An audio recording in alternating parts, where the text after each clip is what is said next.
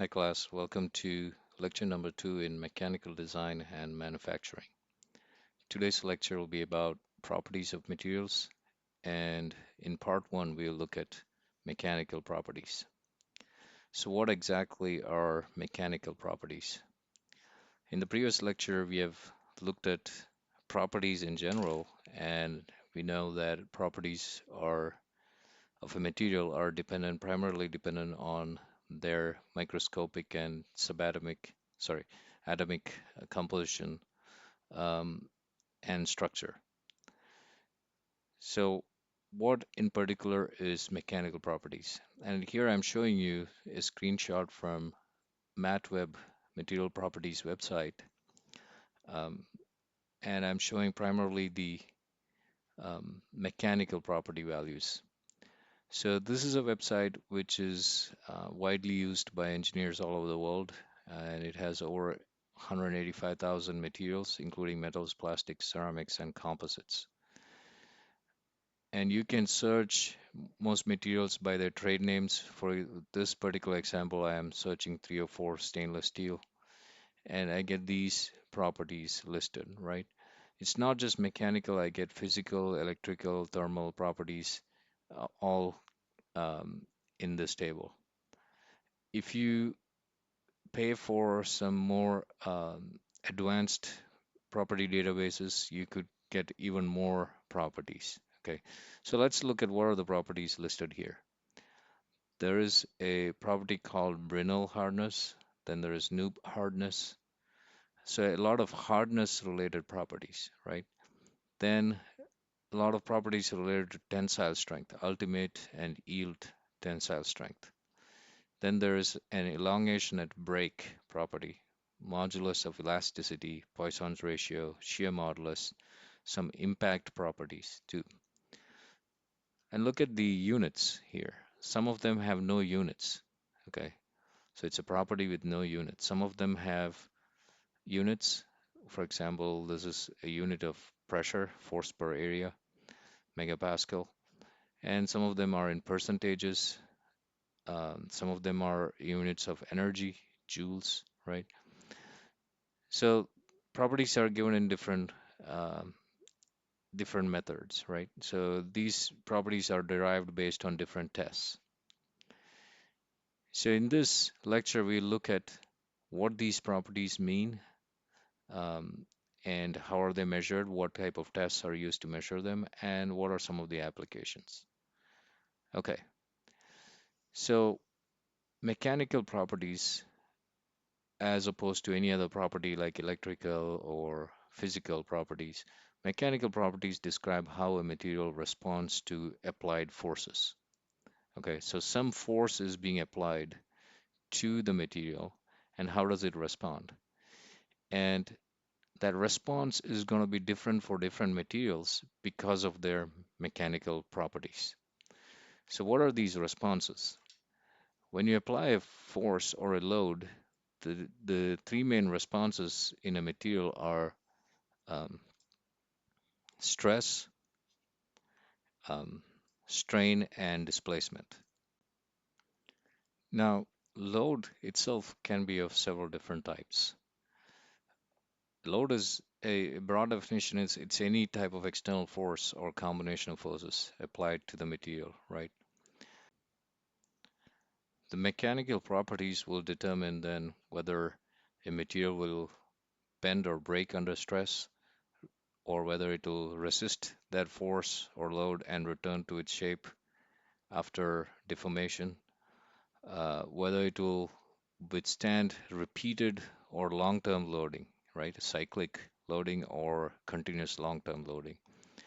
So all of those things are dependent on the properties, mechanical properties of the material.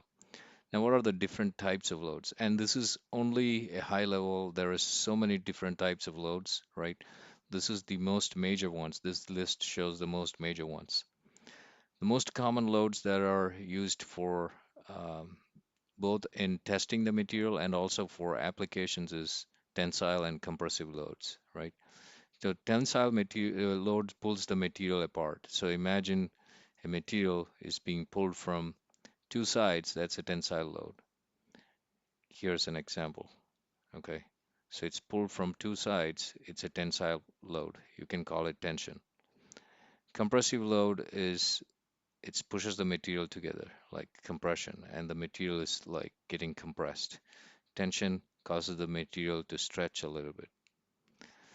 Shear load is like when you're cutting something, cutting a metal, or by shearing it, right? That is, you're sliding one layer over another. So if you're trying to cut something and shear it, you're giving load in this direction. Okay, you're sliding one layer over the other. Then there's torsional load, which is twisting. So if you're rotating it about a central axis or axis inside the um, material, then you're creating a torsion. Okay, it's a twist. Then you have bending loads. You can bend from the center. You can have a cantilever type of bending, bending only from the end, etc. So it's like a bending moment, right? Bending load. So bending load basically puts both tension and compression inside the material. And these are things, high level things you don't need to study, you just need to understand, right? And then there's an impact load, which only happens for a short time, but it's a sudden impact. For example, a car crashing onto uh, a stationary object. So the load is momentary. It only happens for a short time, but it's a high load, so it's called an impact load. Then you have cyclic loads. Okay, cyclic loads. For example, in this case, I'm showing you a compressor where the let's play this video where the piston is rotating. Let me show you here. Yeah. So you can see the piston is going back and forth and the motor is rotating. So you can see that there's a region of high and low pressure that keeps on oscillating between high and low pressure, right? So the pressure load is cyclic, and this happens at 3,000, to 3,000 times per minute inside a compressor in your house, in the refrigerators and air conditioners in your house, right? So this is an example of a cyclic load where the load is basically a pressure acting on all the components inside the cylinder, on the piston, on the valves, on the cylinder itself. So that's an example of cyclic load. There's also cyclic frictional loads on all these parts because they're moving back and forth, right? Um, so that's an example of cyclic load. Another example which I forgot to add here is basically a long-term um, load, which I should basically note it as a continuous load. So if there is weight on a structure, imagine a column of a building. Okay, so if that column is supporting the weight of the building, it's supporting that weight continuously for a long time. So that kind of load is basically a continuous long-term load instead of a small short-term load, right? Okay. So now let's look at stress, strain, deformation, and displacement, which are the responses that happen inside the material when an external load is applied. Any of the types of external load that we discussed so far. So what is stress? Stress is the resistance or the internal force per unit area developed inside a material. So if you look at in a microscopic level or even submicroscopic level, right? Um, the molecules are attached to each other, or the building blocks are attached to each other, and they are attracted to each other through different types of bonds, metallic bonds, um, or ionic bonds, or covalent bonds, etc. Right? So what happens, especially in a metal, it's the bonds are metallic bonds. So what happens when there is a force applied on the whole material, right? So basically, the distance between these individual building blocks or molecules could increase or decrease. So they could get compressed, they could move closer to each other like that, or they could stretch, right? So they could compress a little bit like that, or they could stretch depending on whether it's tension or compression or whatever is happening. So when that happens in certain locations inside the material, there are some additional forces that form, okay? So internal forces that are formed inside the material.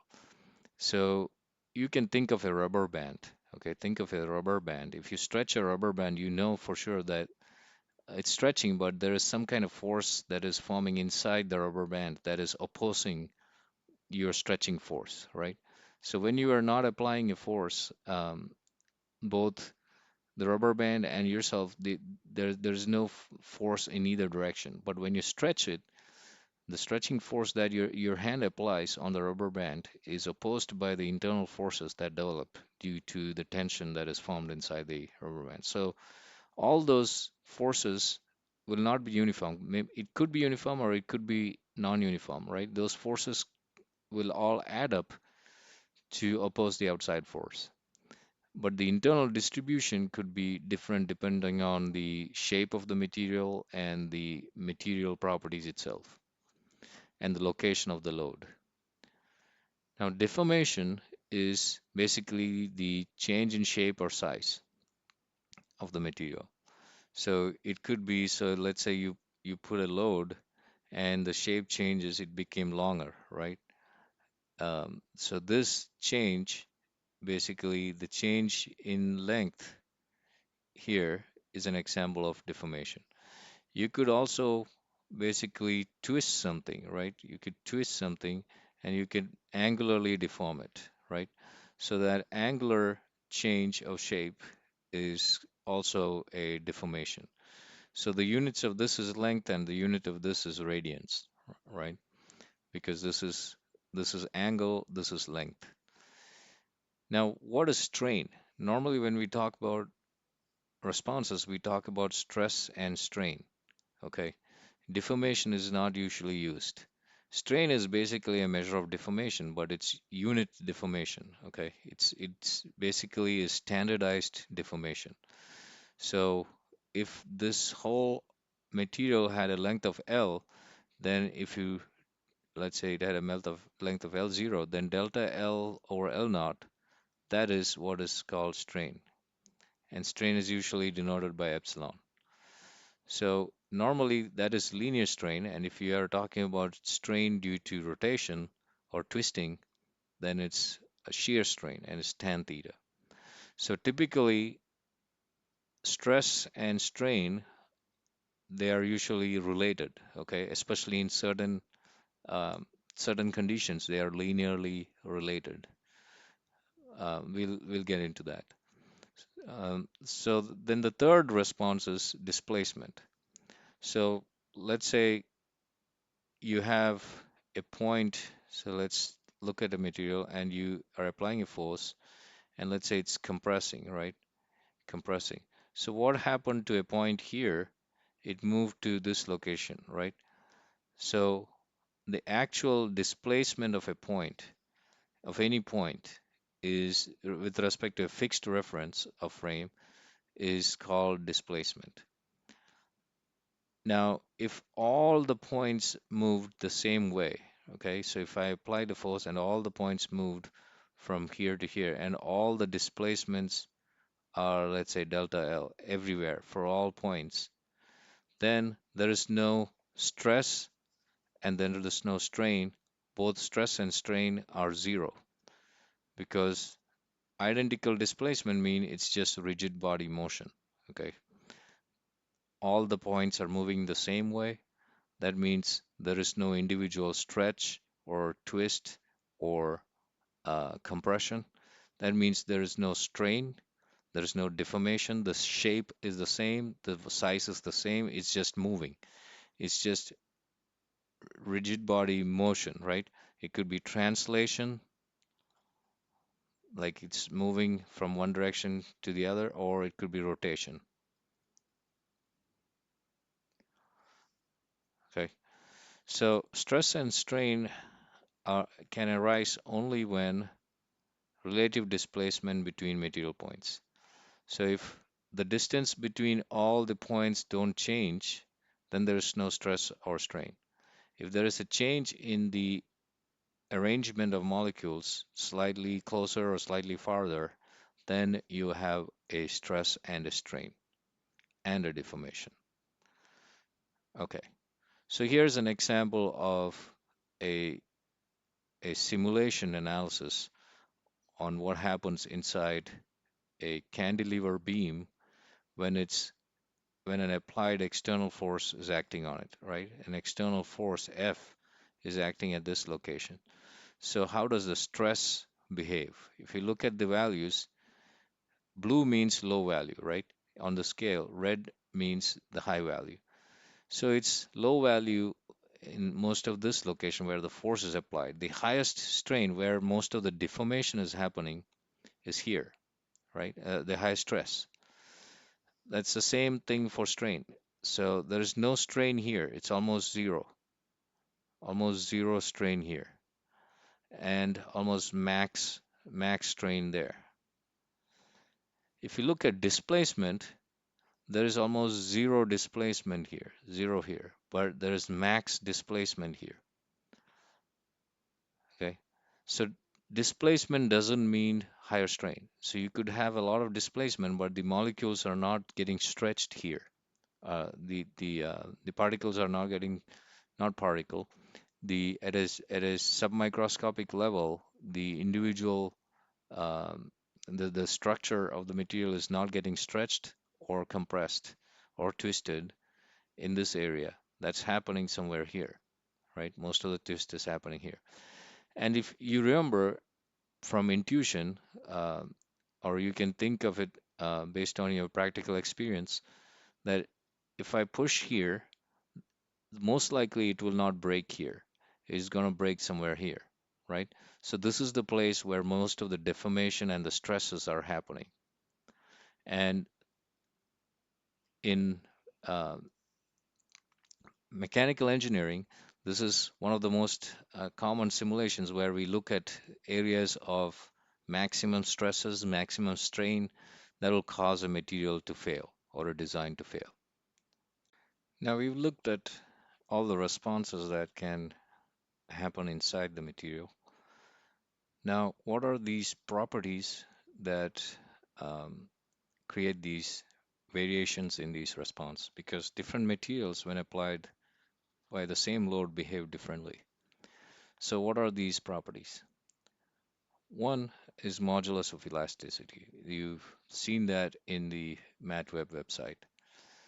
It is resistance to elastic deformation, and it is typically tested based on the slope of the linear elastic region in a stress versus strain graph. Now, what exactly is stress versus strain graph? I will show it to you in the next few slides. Then there is yield strength, um, which is basically stress at which plastic deformation begins. What is plastic deformation? What is elastic deformation? We'll learn that in again in a few slides. Okay.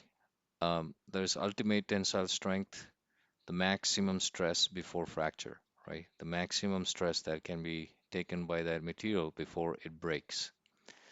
Ductility, ability to deform plastically before breaking. So if it can stretch a lot, right, compared to its initial length, then it's called a ductile material. So, for example, if you look at rubber band can stretch a lot, right? On the other hand, if you look at a glass material, glass cannot stretch. Glass is not ductile. Then there's another property called toughness, total energy absorbed before fracture. Hardness, resistance to indentation, scratching, or wear. Creep, basically slow, time-dependent deformation under constant load. So if you have a load that stays there for a long time, and also there is a chance of a higher temperature than normal, then it will lead to creep. Fatigue, if you have a cyclic load like what I showed you in that compressor, Over time, the material will fail due to fatigue that develops.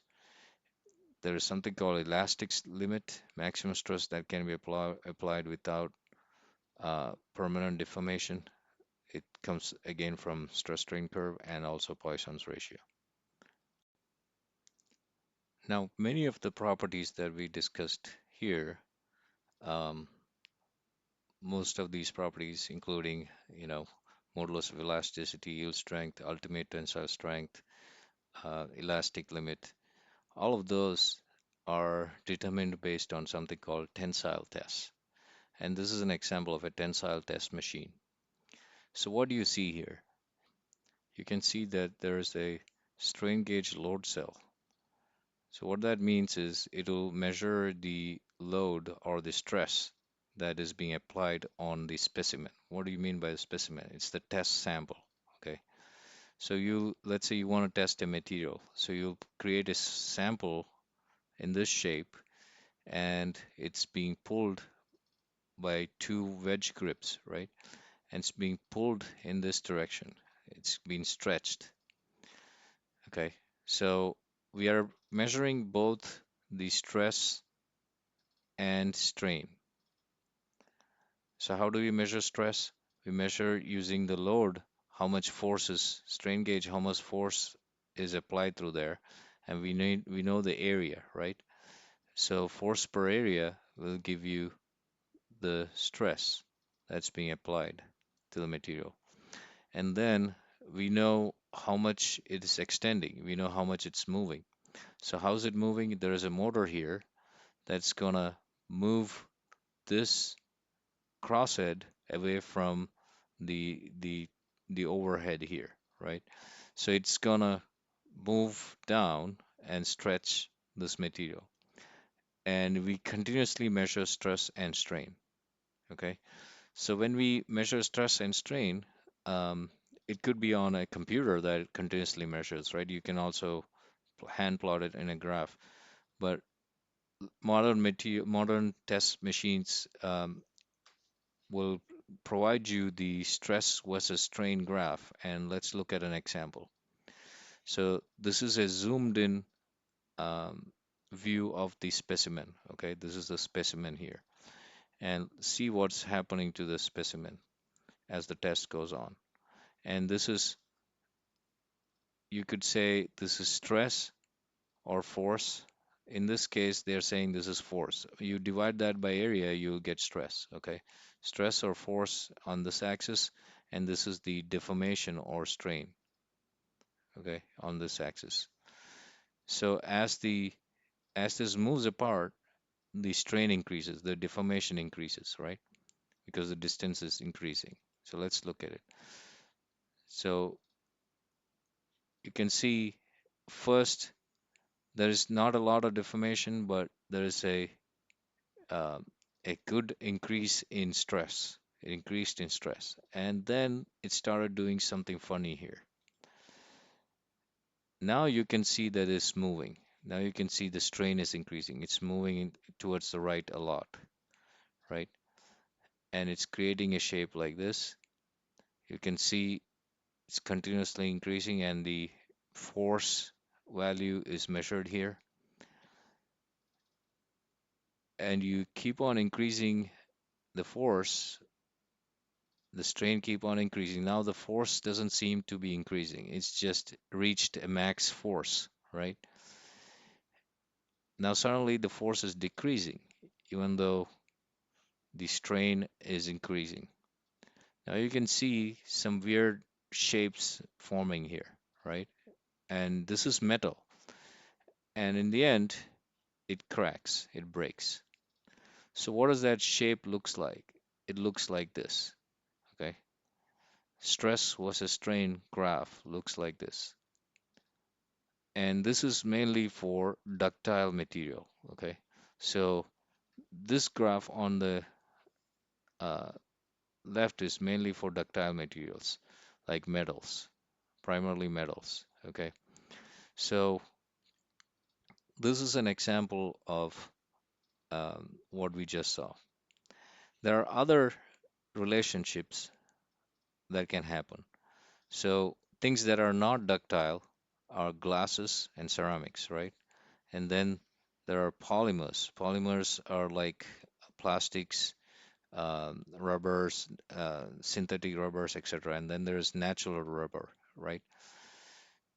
And this is the metal. These are metals. So metals are who behave like this. So you can see there is a region where stress versus strain is linear. It's a line. Okay. In that line, the relationship between stress is usually, like I said, stress is force per area. It's usually designated by the symbol sigma, right? And strain is basically, in this case, change of length divided by the original length, and it's designated by epsilon. So in this area, it's linear in this area. And that's called, in that linear region, it's called Hooke's law. And after this region, you saw something funny happen here, right?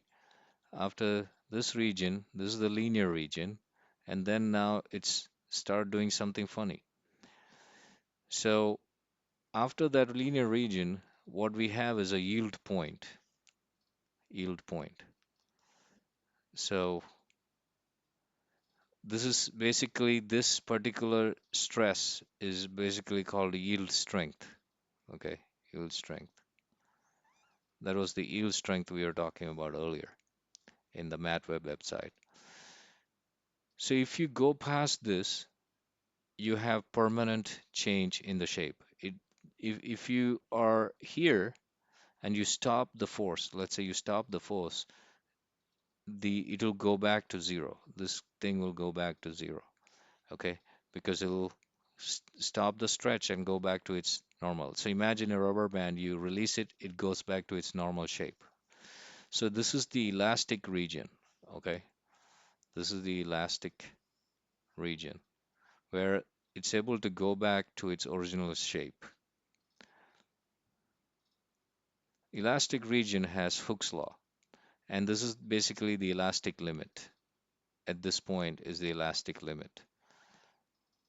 After that, and you go back past the yield strength, now you're in the plastic region. This is all plastic region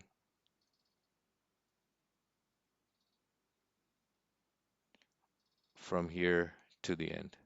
Okay. Because if you stop anywhere here, you're not gonna go back to this original shape. You're permanently deformed. Now, what are the things do you see here? Even in the plastic region, at some point, the force decreases. Even though you're pulling, the force exerted by the force exerted by the material back onto the tester decreases, right? So this is the max strength, ultimate tensile strength. Okay, so that's the max strength of the material. And this location is where it breaks. Okay, and this whole distance from here to here is the elongation delta L over L, elongation before it breaks, right? So if you go back to the things here, we looked at the ultimate strength, the yield strength, elongation at break, modulus of elasticity. Okay, that is basically this value. This proportionality, right, between stress and strain has a constant. This constant is modulus of elasticity, whatever the slope of this region is. Okay, the higher the slope, higher the value of E, then it's more difficult to stretch it, right? A stronger material will have a higher modulus of elasticity. Now, why is it different for ductile materials versus ceramic and glass? In ceramic and glass, you stretch a little bit, a small change in delta L, it will break almost immediately. So it's a brittle, they're called brittle. Brittle materials break easily. Okay, so glass will break easily. Ceramic, so if you have a ceramic cooking pot, you drop it, it's not going to stretch or deform, it'll just break, shatter. Same thing with glass. Okay, glass doesn't bend much, it'll shatter. On the other hand, plastics and polymers, they are fully behaving as plastics. They hardly return to their original shape, right? So they stretch and strain with even with a small amount of stress. So their shapes are like this. So this is what you need to understand from a tensile test. Now let's look at some of these property values of different materials and how the composition of those materials affect the absolute values of those properties. So starting with modulus of elasticity that we just looked at, um, which is part of this equation, right, in Hooke's law. So if you look at modulus of elasticity, the higher the value, um, then the lower the stretch of that material. So for the same force, the higher E will stretch less compared to material with smaller E. And how does the atomic or the um, microscopic composition affect the value of E? So covalent bonds simply have very high attraction between molecules and very high um, modulus of elasticity, or Young's. It's also called Young's modulus. Okay, so that value will be really steep. So if you look at this for covalent bond materials, this value could be really steep. Okay, and metallic bonds, metals, for them it will be moderate to very high. So most commonly, the materials that we use for studying this are metals, right? And then you have polymers, which don't have metallic bonds, and they're mostly composed of van der Waals forces. They're very low E, like this. There is not even a comparable slope compared to metals. So look at the values of Young's modulus of different materials, right? Diamond is has the maximum, and then other materials like metals are kind of low. All right. Now look at the ultimate tensile strength, which is this point here. Okay, the maximum strength. And the stronger primary bonds, higher ultimate tensile strength. Again, for covalent bonds, it's really high. Metallic bonds, it's usually the second, and then the polymers, which have van der Waals forces, they are really low. Okay, and these are the ranges for some of these materials. Okay, and these are both these terms are given in terms of pascals. It's force per area. And Young's modulus is usually in gigapascal, and the ultimate tensile strength is in megapascal. Okay, typical units. Yield strength, the stress at which the plastic deformation happens. That means the deformation is permanent, it's not reversible. Um, Again, for metals, these are high value. For glass or ceramics, there is no such condition because they are really brittle, right? So um, there is no yielding and plastic deformation. They just there's no yield. It just breaks. So in plastics, sorry, in ceramics and glasses, which are brittle, it just go through the elastic region and there's no plastic region, and they just break. For most rubbers and polymers, there is a very small elastic region and there is a huge plastic region. For metals, they have a good elastic and plastic region. Okay. Now, what is ductility? Ductility is the ability of a material to undergo significant plastic deformation before fracture. A ductile material can stretch a lot, bend a lot, or twist a lot before it breaks. Ductility is typically measured again during tensile test. It's measured as a percentage. And here you can see like most metals can go up to 30 to 40% of ductility. Cast iron is very brittle. Okay, cast iron breaks easily. So it's the same metal, but it's made in a different way. Okay, it's made through casting, so its structure is different inside compared to a normal iron or steel. Glass and ceramics, almost 0% elongation. Okay, they'll really break. Polyethylene, some of the, the polyethylene packages, polystyrene, all of those, um, polyethylene is very high. Okay, it can stretch a lot. Polystyrene is kind of low. Now, next is impact test. Okay, if you go back to the um, the website here, you saw these IZOD impact value in joules and the Charpy impact. Those are coming from impact testing. Okay, so what do they mean? They are giving you the toughness of the material. And what do we mean by toughness? Um, is the ability of the material to absorb a lot of energy before it breaks down, right? So in this test, you will have a sample that is located at a particular location, right? And there is a pendulum with a weight attached that will swing from a certain height. As the pendulum swings and hits the material, it will break the material. Okay, there is enough energy in the pendulum to break the material. And after breaking, it will swing up to a certain height. So if there was no material, it is expected to swing a certain height, right? But instead of reaching here, it reaches here. So what is the energy difference? That energy difference is the energy absorbed by the material, right? So the material is prepared with a small notch or a small cut in the material, right? So you can see there's a notch there and there's a notch there. And the speed of the hammer, depending on uh, it, it doesn't depend on any material, but all materials are designed in a such a way that in this test they will break.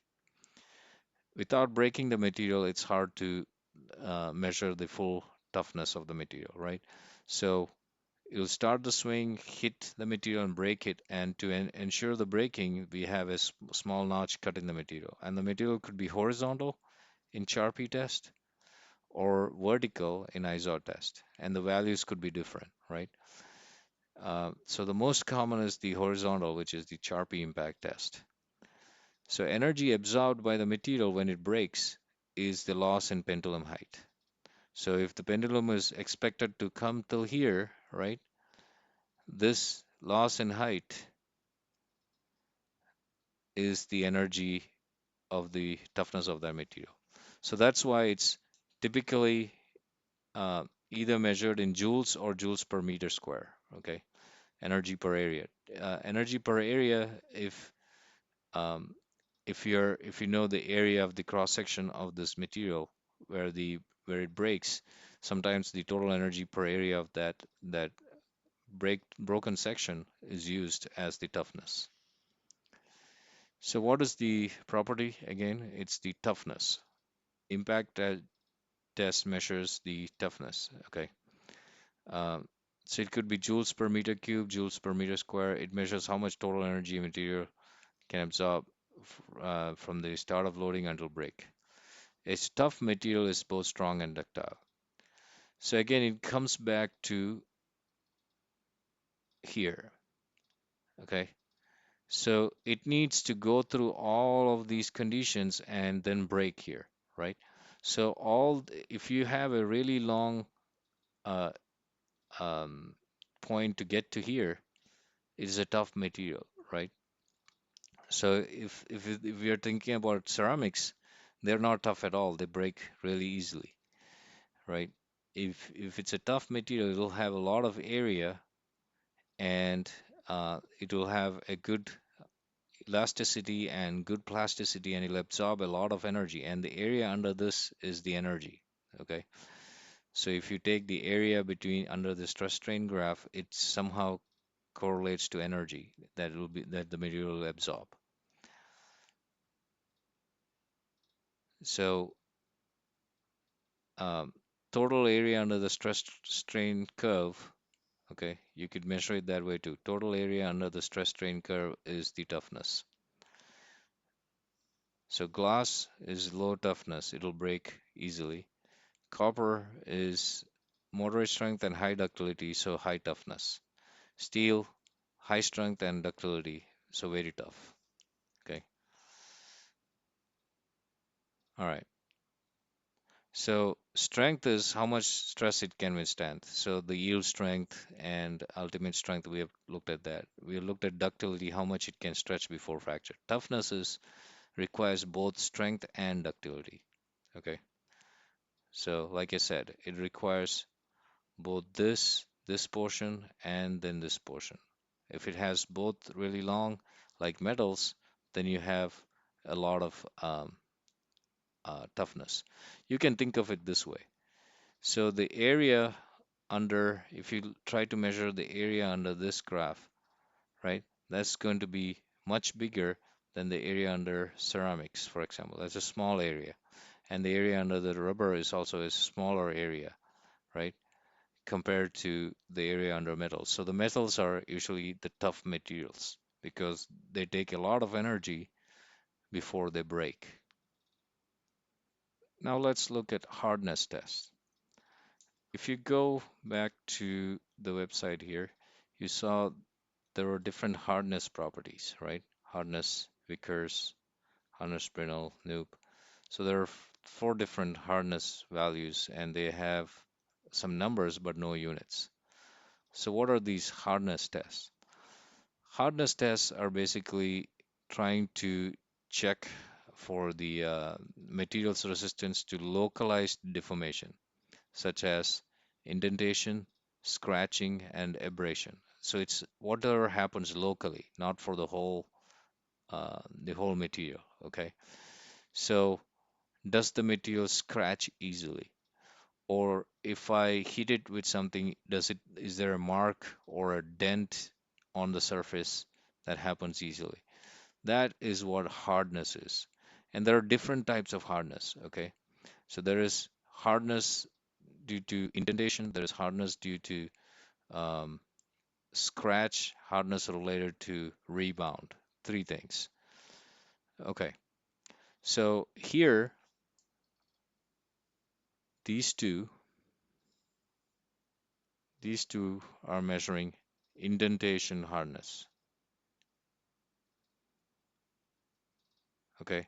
So basically, we are forcing something, a harder material into the actual material. And does it create a small dent or a hole or a small shape, small mark is formed on the surface, then that is the measure of hardness. So if the depth is very high, then it is less hard. If the depth is very low of that indentation, then it is more hard, right? For the same force. So this particular Brinell hardness tester, it's pushing a ball. So it's trying to push, or the table is pushing the material into a ball on the end. Okay, and the ball is usually something really hard material like high strength steel or diamond or something like that, carbides, some really hard material. So it's being pushed into that hardened ball. And we check whether it leaves any mark on the surface, right? If there's one material that's like that and there's another material with no indentation, this is less hard and this is more hard, right? Because this has a bigger indentation as opposed to very small indentation. So something that doesn't have a big surface indentation is a harder material. The same thing is used for measuring things like rubber and all that. So in that case, it's the measurement is done using a Shore durometer, right? This is a hardness tester for metals, and harder objects, and the durometer is used for testing rubber, plastics, etc. Plastics, polymers, right? And then there's another test which is about rebounding. So they will drop a hammer and see how much does it rebound. So rebound velocity, right?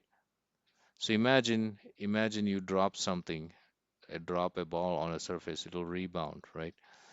So if it's a soft surface, it will not rebound much. If it's a really hard surface, it'll rebound a lot, right? If it's a fully kinetic, uh, um, if it's a fully um, hard object, there is no kinetic loss. It will not absorb any energy from the ball. It will uh, give all the kinetic energy back. So if it comes back, bounces the same height, it has, or almost close to the same height from where it was dropped, it has very high hardness. So it's based on bouncing something off a surface. Okay. So in this case, it's the velocity ratio, velocity impact, and velocity of rebound. Okay. That is used to test the hardness. So there are these two categories, and then there's a third category, which is scratching. So you try to scratch a surface with a specific scratch test kit. So if it is diamond, if you use diamond, that's the hardest material. It will scratch on everything. If you have seen people trying to cut glass, they will scratch the glass with a diamond tool first. And then you hit the glass, you can break the glass. That's because diamond is harder than glass and it can scratch on glass. It's easy for diamond to scratch on glass. It's not easy for like steel to scratch on glass, right? Okay. So the indentation hardness test. So there are three properties. One is indentation hardness, the other is scratch hardness, and the third is rebound hardness. So if you look at what here is, all four of them are indentation hardness. Okay, these are all indentation hardness. So resistance to penetration by an indenter, right? In this case, this is the indenter.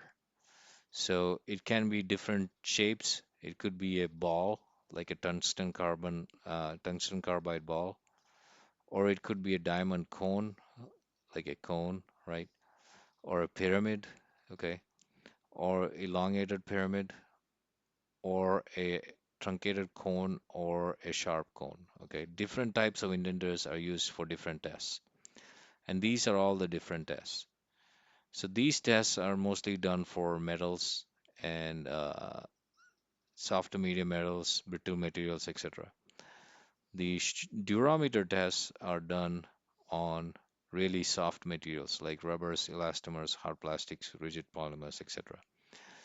And usually the measure is a number, right?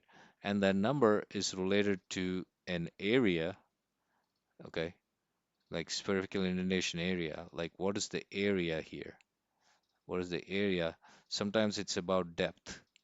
So whatever the depth is, you'll measure that and you'll report that as a number, right? Depending on the test. So it's either a depth of penetration or area due to a particular indenter. So based on that, you determine the indentation hardness. Okay. And these are some numbers based on the Rockwell, Brinell, and Vickers test for some typical metals, right? So you can see some of them have really high numbers, like really hardened steel will have high numbers, right?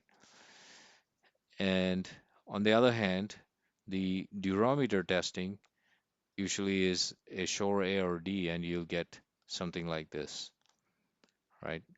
So different types of shores have mean the softness of the rubber is different. And for different applications, you will specify different shore values. Okay, so for different gaskets um, or boots or things that are used like washers, you might specify different shore values depending on your application. Now, scratch hardness, you can see diamond has the maximum scratch hardness, which is 10. It's on a Morse scale, and the scale goes from 1 to 10, right? And talc is has the lowest scratch hardness, and this is usually used for minerals and geology, right? But if you are also trying to have metals that are scratch resistant for your appliance or your car or something like that, you can use this scratch hardness scale. And basically, you will use these tools. Each of them have a number. If you look here, this is number 4, right? So it will be a particular material which has a scratch hardness of 4, and you can scratch with it. And if there is no scratch on the material, then you try the next number, right?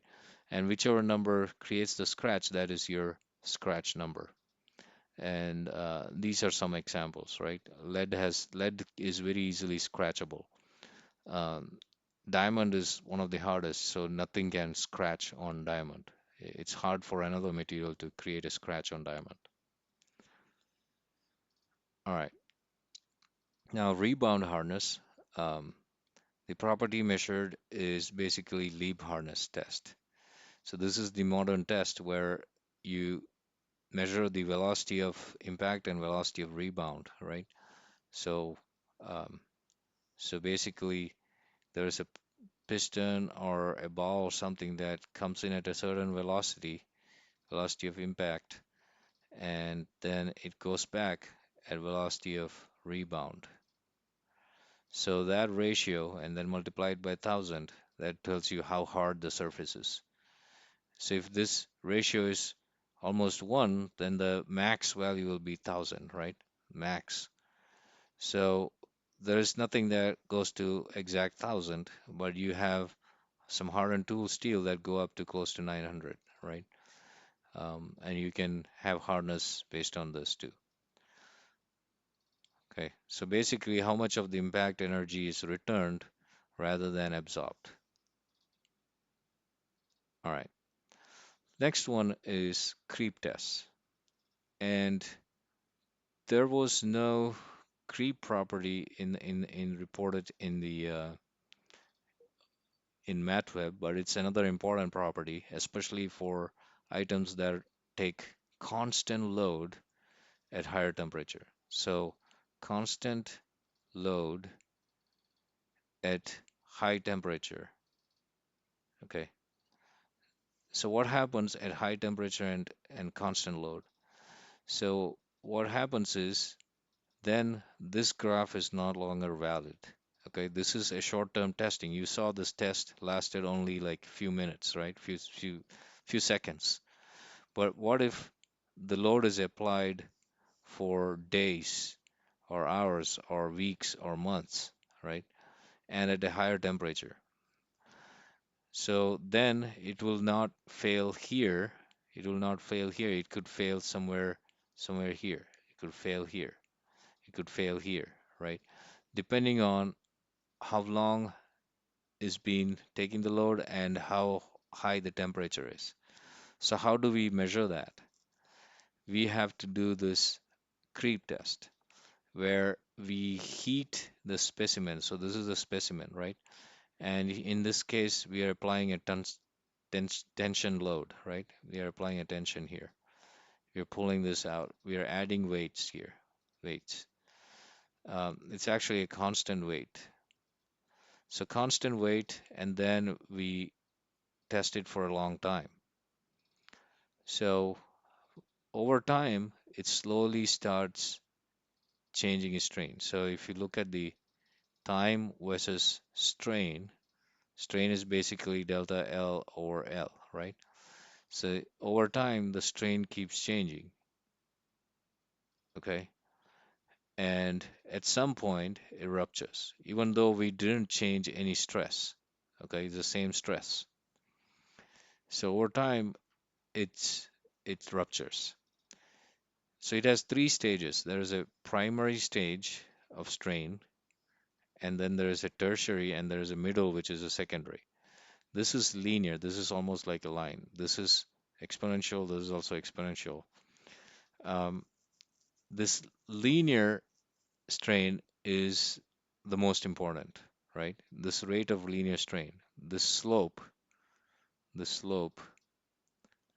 is very important. So you compare this for different materials and see which one is more applicable um, for your test, for your application. So higher or higher this value is, right? Um, Sorry, lower this value is, the better for you. So the lower the slope, okay, this lower the strain rate, the chances are this material will last longer. So that's what we are trying to measure using a creep test. So creep is a slow, time-dependent permanent deformation of a material under constant load or stress, usually occurring at high temperature. Unlike ordinary plastic deformation, creep occurs even when applied stress is below the yield strength, right?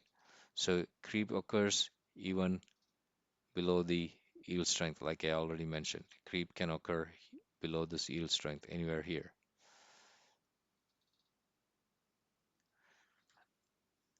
So creep is significant when temperature is high and load is constant and time is long.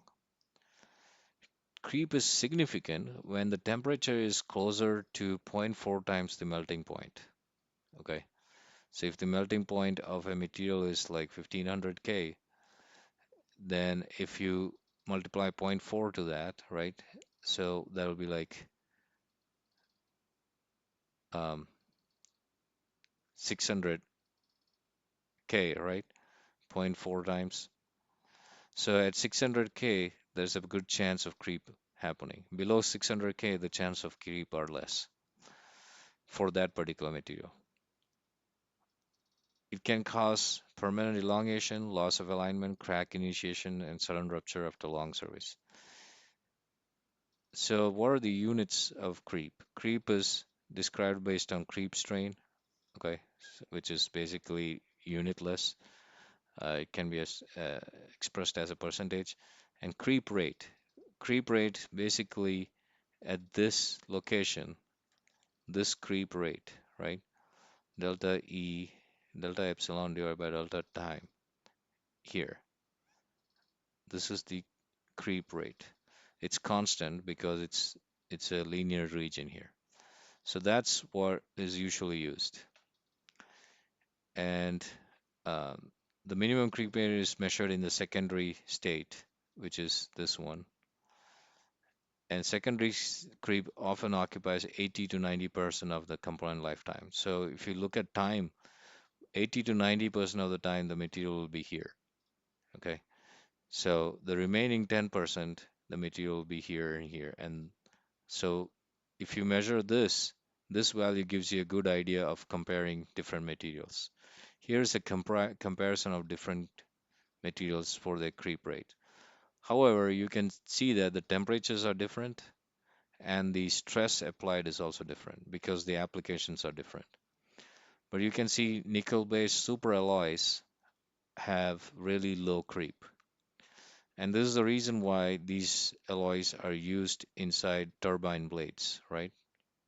Um, like turbine blades of aircraft engines. So because they have to operate under very high temperature, right?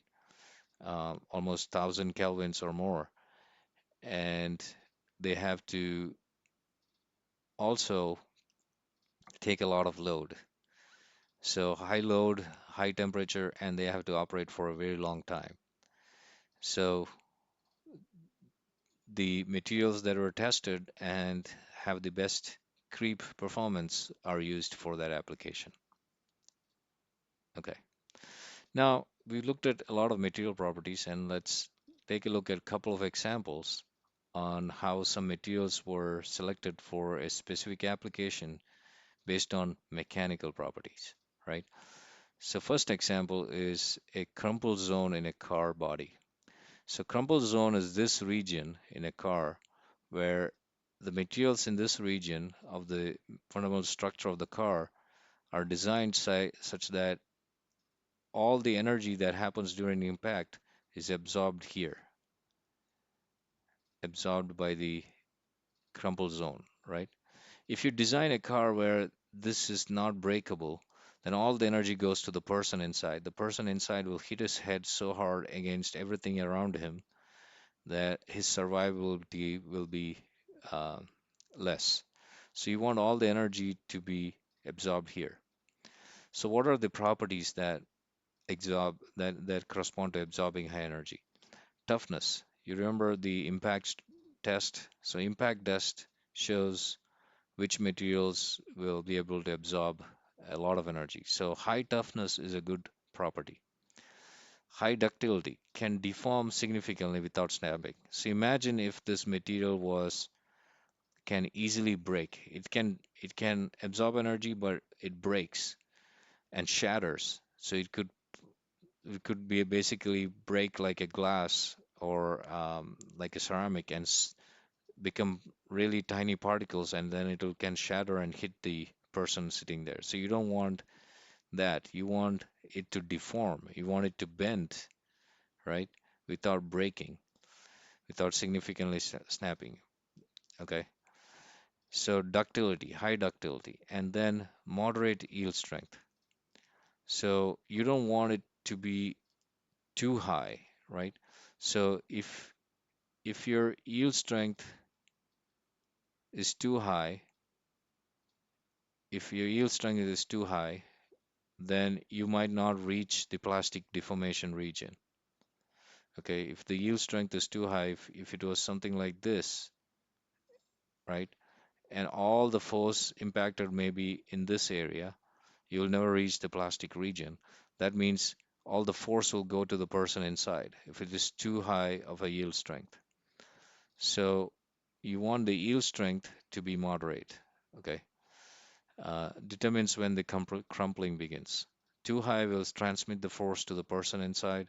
Too low, the structure will collapse too easily, and the person will get a lot of energy directly on him. So you want to have a balance there.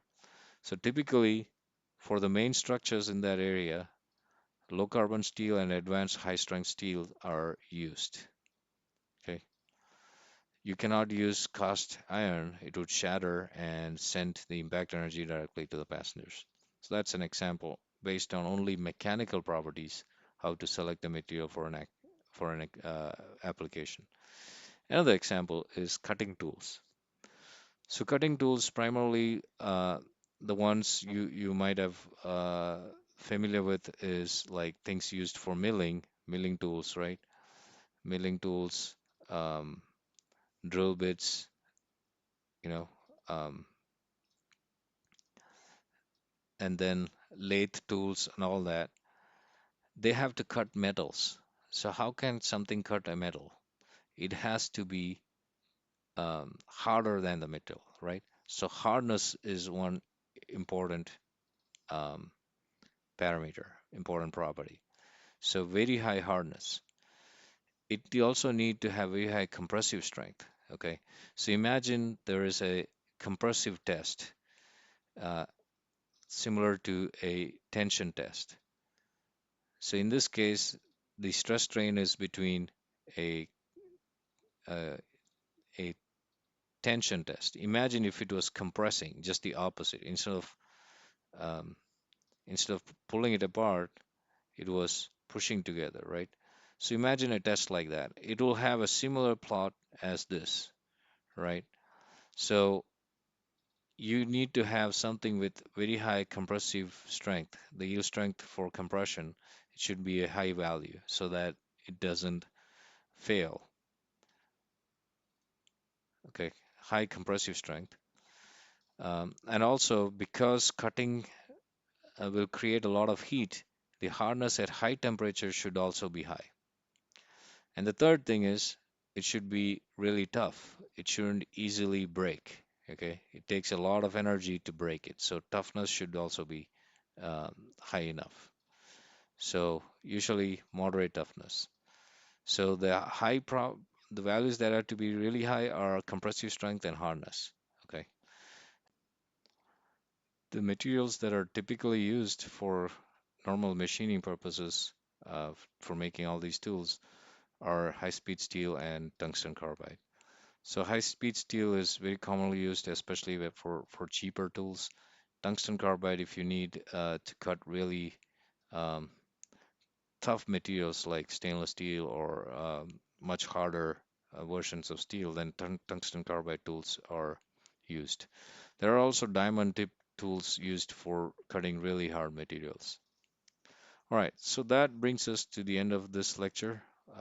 Hopefully, you've learned some things about mechanical properties, testing for mechanical properties, and how um, some of those properties are influenced by the microscopic nature of materials.